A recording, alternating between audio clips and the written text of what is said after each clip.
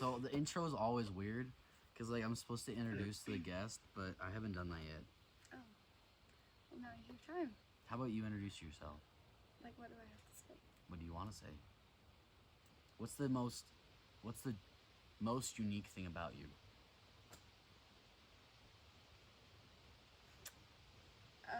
Okay. Can I say my whole family name? My whole name? Like, my name's Hayven Holyoak. I'm Sure. a senior. You probably want to say it louder though. Duh. Okay, my name is Hayven Holyoak. I am a senior at Preston High School. And the most interesting thing about me is I have torn my ACL and meniscus twice.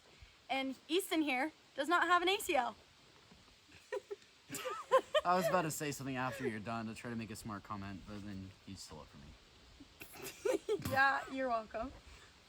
I love how you're sitting on that page. I was trying to like intrigue you by telling you about my bookmark, and you just didn't care at all. No. I mean, it opened and I don't know. Jacob. Jacob. Yeah. Yeah. Do you want to start with that then? I don't care. Okay, well, so here's the thing. Okay. The topic of this episode is belt of truth, which is like honesty, integrity, that kind of thing. Mm-hmm. But all of the things relate back to Jesus, and I want the podcast to be more like take it wherever it needs to go. Okay. Like just put it in God's hands. So whatever you feel you want to share, just go ahead and share. Okay. So do you have anything that's been on your mind lately that you want to share? Because if not, then I can start with something, or I can ask you questions or whatever. You can start. I Okay. don't have anything on my mind, really. Well, the reason why I asked you to do it is because I feel like something you're very good at is having integrity. Thank you. You're like, I don't know about that. Are you trying to convince me otherwise? No, keep going. Okay. Anyways, I was wondering. Oh, okay.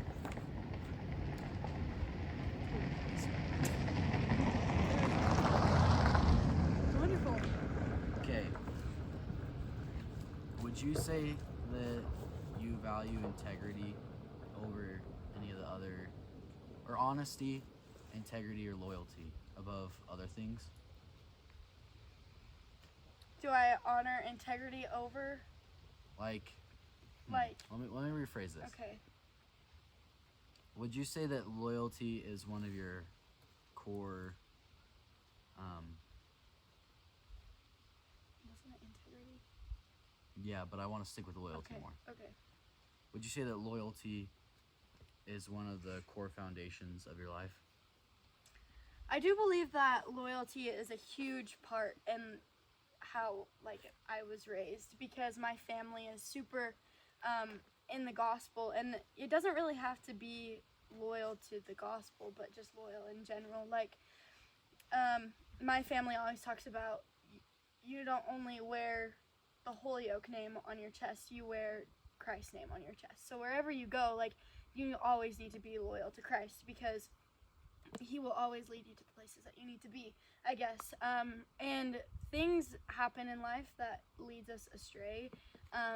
But as long as we stay loyal to the things that brought us, like, the most comfort, the most peace. Like, I know it's, like, the small and simple things, but, like, reading, praying, going to church. Like, I didn't realize how important going to church was until I had surgery and I wasn't able to go to church. And it was just, like, I didn't understand, like, why I felt groggy, or, like, why I felt like I was missing some part, and it's because I didn't have a chance to partake in the sacrament. Like, being loyal to my covenants, being loyal to my righteous routines and holy habits is so important to me. Okay, so I've been reading. Well, is I'm on page 17. But Hey, it's still reading. There's a really cool thing in here about the chapter is called Meeting Your Goliath. I don't know how to what to read that kind of gives a summary or description of kind of what it's talking about, but Oh, that's perfect. So I'm gonna ask you one question, then I kind of have like a Back up. follow up. Okay. So you mentioned your knee or your leg injury as like part of your introduction, and then you mentioned it again. Would you say that that has been one of your big Goliaths in your life? Oh my gosh, yes. So I do a whole bunch of mock interviews and stuff, and a lot of the things that they ask me is, what shaped you to be who you are? And something that really like was hard for my Goliath was my injury, because I defined myself as an athlete, and I defined myself as one of those hard workers that was always on the track, always on the court, always doing extra reps. And when that was taken away from me, it was like, what am I supposed to do? Like, now I can't go home and just like be like, let's do some reps because I'm injured, or now I have to go home and not go to practice because I'm injured. And I had to watch everybody do the things that I loved when I had to just sit back and watch. And I think it was something that defined me really well, because I had to find my true self, because my life isn't based off of sports. Even though that is something like a huge part about me, I had to find my real why. My dad calls it our why, because it's why we do everything, why we do stuff. And it really brought me back to Christ, because I really could not have done it without him.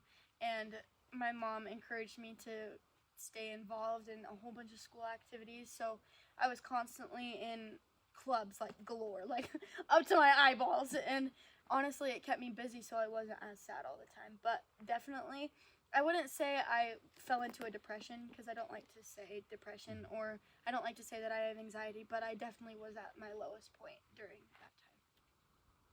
So was there a conscious decision or a conscious process you went through to kind of figure out your why, or is it more of like just God guided you through a path and you just ended up in finding your why?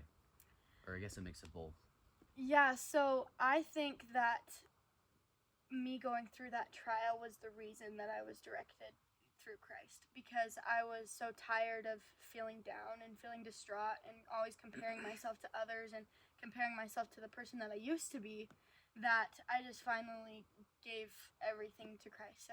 I just turned everything over to him, for him to lead me, because what else did I have to do with my day? It's like I go to school, I go to PT, and I come home. Like, it's not like I was away or anything. So all my time was devoted to Christ, because he's truly the one who led me. So yes, Yeah. he led me. So is there like a phrase that you have that you could like sum up and then give to your younger self to like help you so you could like make that discovery of your why without having to go through all those trials? Or do you think your younger self wouldn't have listened? Well, definitely my younger self was very stubborn, and I feel like I thought that nothing would ever go wrong. Like, my life is perfect. I'm a good athlete. I'm a good student. I'm pretty. Just kidding. Like, but like I was kind of cocky, and it's kind of that pride cycle that I needed to be humbled so that I could turn my life over to Christ. But definitely a phrase that my family says a lot that never processed or clicked until my surgery was, we are who we are regardless of setting or circumstance. Because I truly believe that no matter what we go through, no matter things like hardships or trials, we are always like sons and daughters of God. We are always Hayven Holyoak. So I can't let athletics being taken away from me define who I am. Like, I'm not gonna be a couch potato. So I have a lot of friends right now who are going through like sports related struggles where either they believe that their sports are their identity, like you said earlier. Also, again, like their injury is really preventing them from doing those things, and that's what they sort of thrive on. Would you have anything to say to those people who are like really believing that that's part of them, kind of like what you were before your injury? I truly believe that your self before your injury is who you are, but in life, the only constant in life is change. So you're constantly having to change. You're constantly having to make amendments and trying to shift your perspectives and stuff. But I think that the only thing that I would tell them would be to live in the moment. I was more focused, like, through the recovery process of getting back. But truly, I didn't realize that there were so many life lessons that I needed to learn. And sometimes I feel like the reason I have another injury right now is because I didn't learn my lesson the first time. And so I would just say, take it slow, be where your feet are, be in the moment, because you can have really defining moments in those times. I gave it a lesson at an exec retreat about authenticity and kind of like being who you are, and it was really cool to see all these people who like I really admire, and like they're like just great people like Chris Titus, Sakai Bowman, Deegan Zollinger, like to kind of see a deeper side of them, and to see like I love being able to see who people are beside like through their deepest interests. Yeah. Because even though your deepest interest is a huge thing into who you are, it's not that complete. Yeah, it's not the only thing. Yeah. So it's been really cool to like. When I was studying that lesson, it was really cool and really interesting, because I think I've been blessed with. I bounced back from the idea of like the curse is a gift of knowledge, and like and like just the gift of like the blessing of knowledge, because it's like Satan can so easily twist and turn it into like a worse thing, and I feel like I know so much about me that it like can either be a really good thing or a really hard thing for me. But 1 second. I feel like you were just like waiting for it. Like It's just like you just like see it coming along. yeah, I can just go. Oh, I forgot what I was saying. See people's vulnerability. Oh yeah. So, a friend messaged me today actually and asking me like, why is this happening to me? Why is this happening to me? I think so many of the Goliaths that God puts before us is so that we can find the traits that we have, and because those traits can define our future, and like those traits we can use to find our future, like to build our future, because like a lot of high school is to figure out who we are and choose the path that we're going to take.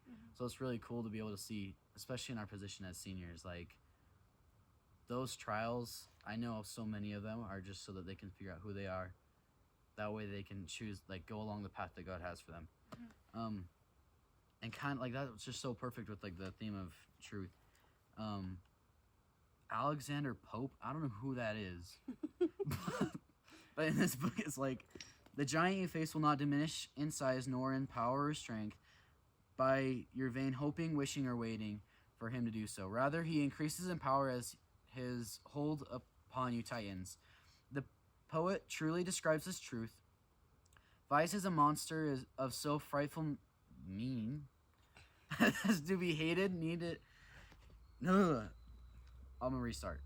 Vice is a monster of so frightful mean as to be hated needs but to be seen, yet seen too oft, familiar with her face, we first endure, then pity, then embrace.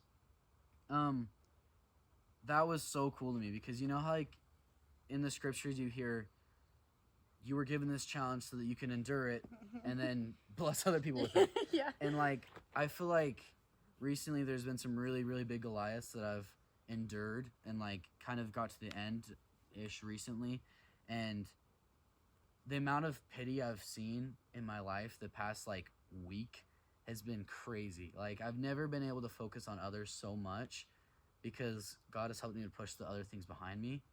And so I was just like, I was gonna hurry and skip over to a different page that kind of stood out to me. Should there be a Goliath in our lives, or a giant called by another name, we need not flee or to be sore afraid as we go up to battle against him. Rather, we can find assurance and receive divine help from the inspired Psalm of David. The Lord is my shepherd, I shall not want. Yea, though I walk through the valley of the shadow of death, I will fear no evil, for thou art with me. Victory will be ours. And I just thought that was like so cool, because it kind of like, it takes the good momentum and is like, we have a finish line, we will get there, you just have to like keep going. And I don't know, I just thought that was cool. And so I was with that, is there an end goal spiritually that you want to get to? Like obviously we have like being like Christ, but is there a separate destination or goal that you have in like the long term that you're looking towards? Yeah, so in my family, we have a phrase called no empty seats. And that's basically when we get into, like when we're resurrected, we want all of our family seats to be filled. And I think I've definitely had trials that tested my faith where I'm like, I'm not going to fill that seat. I'm sorry, mom and dad, I'm not going to fill it. But honestly, like if, like we've been talking about loyalty to our like our covenants and stuff, I want all of my kids to return to me, and I want all of those seats to be filled, because just knowing, I think it's harder as a mom to see your kids fall away and not be able to pull them back no matter what, because the adversary has taken a hold of them. But not only just an eternal marriage, but having an eternal family, and my kids keeping their covenants. There's, I wish I had it. That's why I bring all the notes and stuff. There's one thing that I was studying recently, but like family has been such a huge part of my focus the past couple weeks, because I'm trying to like better my relationship with my family. But I don't know, like just such a great number of things just lining up, like do this, do this, do this, like over the past week. And it's not even like different things, it's like the same thing. Do this, Over and do over. this. Please just do this. Listen to me. I know, exactly. And so I just think it's cool to be able to have that right now, because I feel like a lot of the things that God is putting in my life right now is super important stuff that I would want to teach my kids, but it'll be hard to teach your kids unless you're doing it right now. Unless you know it or have personal experience. Exactly. It's like I don't know what you're going through.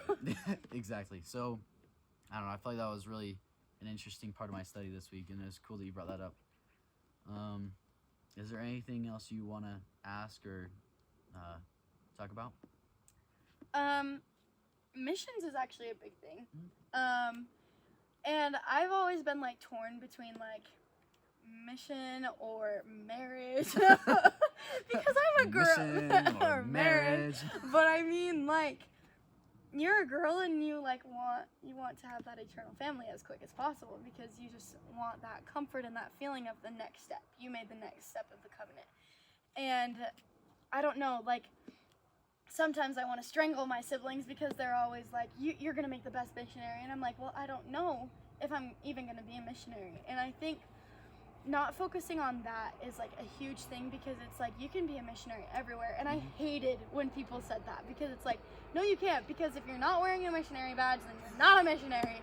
But honestly, like when you were saying, when you were going through adversity and when you came to the final, like you were able to see people in the way that God sees them, or like help them. And I think during my recovery process, it was so hard for me to look out than in, and that was one way that I was able to adapt, and I was able to change, is that I started to look for people and not into myself. And I think that's a form of missionary work, but there's always like this nagging feeling where it's like, you'd be a good missionary, you need to apply this in your mission, or you can use this in your mission, and you're just like, okay.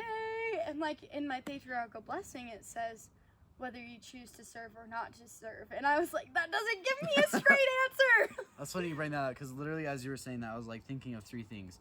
One, your mission is in your patriarchal blessing. Well, it's not. Like, but not only like whether you're to serve a proselyting mission, but like your mission on earth. Like, it's so hard for me because I have like a big patriarchal blessing, and like it's crazy to think that some people have like a short one, just because God knew exactly what I needed, and he's like, you okay. need a lot. Yeah, exactly. You need a lot more Let guidance, me buddy. re-guide you. Yeah, exactly. And then another one was, oh shoot, what was it? Oh yeah, this year, one of my biggest goal was to have this year be as like a mission. Like, ending the school year last year, I was like, okay, now I'm a senior, now I need to set an example. And the best way to set an example is to be a missionary, or to be a disciple. And so like over the summer, I was like hyping myself up. I'm like, when school starts, We got this. it's gonna happen. And honestly, like, it has happened. Like, it's happening, and it's so cool to see, because I was like, the whole summer I was trying to like prepare myself to be patient, but I think because I was anticipating it and praying for it so often over the summer, God has totally like accelerated it. And like with Sister Wakely's class in 7th hour seminary, like that, I've been able to do way better in that class because of it. I've been able to share with better lessons with my peers and stuff, and so it's been really cool. And then the last thing I was gonna say is, with missions and marriage, that's something that I've been looking forward to so much. Like I definitely share that feeling, and like the only Missions or marriage. I definitely am gonna serve a mission, but like just the thought of marriage, I want it as soon as possible. Like I just want it so much, and so my thought always is like dating for marriage, and so dating to find the type of person you want to marry, and so I get way too attached in like dating and stuff, and so I have to like pull myself back a lot Just of the like, time. whoa. Can't put a ring on that finger yet. Yeah. So what I've been kind of telling myself, and I kind of came to this like thought at FSY, is save the most important decision of your life when you're the closest to Jesus of your life. If you spend a year and a half or 2 years directly serving Christ for so long, like putting that much effort in, you're gonna be closer to the God that you ever have been, and you'll have the most, like, you make your best decisions with God, and you're closest to God, so you make the most important decision of your life with the most help of your life. So that's what I've been insane. like. I've been banking on that. I'm like, oh, Okay. please. I'm gonna be blessed. Yeah, that's kind of my thoughts. Anything else? No, I think that was awesome. Cool. Thank you. You're welcome. Peace out. A-Town. Two-wee. You're supposed to join. Two-wee. Okay. Nice. On my Book of Mormon. Let's talk about Jesus, and then you I spit on it. usually I just. I love Just how you cut like. it out. I love how you like looked away for that. You're like ashamed. You're like, you hoping I didn't see it or something. I'm keeping this all in, by the way.